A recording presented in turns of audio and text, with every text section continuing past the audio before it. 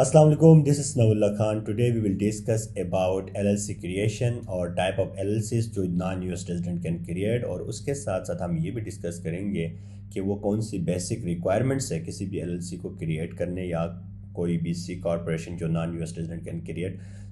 उसके लिए कौन सी बेसिक रिक्वायरमेंट्स है, ठीक है।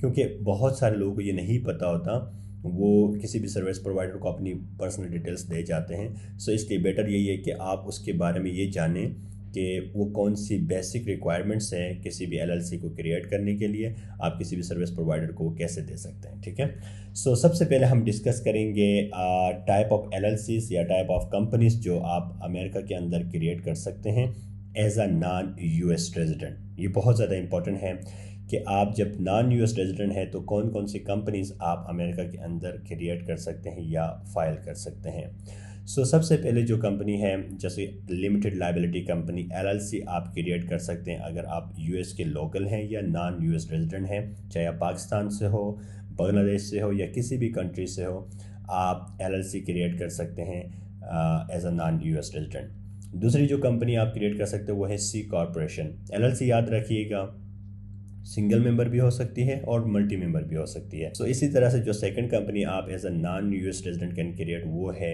सी कॉरपोरेशन।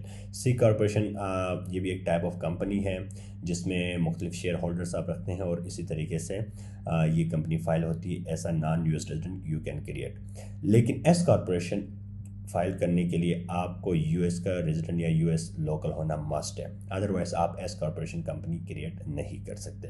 अब इसकी फर्दर डिटेल्स के बारे में हम लेटर ऑन इसी जो एलएलसी क्रिएशन सीरीज़ है इसमें हम देखेंगे, लेकिन आज के लिए कुछ बेसिक इंपॉर्टेंट डिटेल्स है वो आप जानिए कि किसी भी कंपनी को क्रिएट करने के लिए यूएसए के अंदर आपको कौन सी बेसिक रिक्वायरमेंट्स किसी भी एलएलसी क्रिएटर या सर्विस प्रोवाइडर को देनी है, और उसके बदले में आपको कौन कौन से डॉक्यूमेंट्स मिलेंगे, यानी कंपनी जो आपकी फ़ाइल होगी उसका क्या प्रोसेस होगा।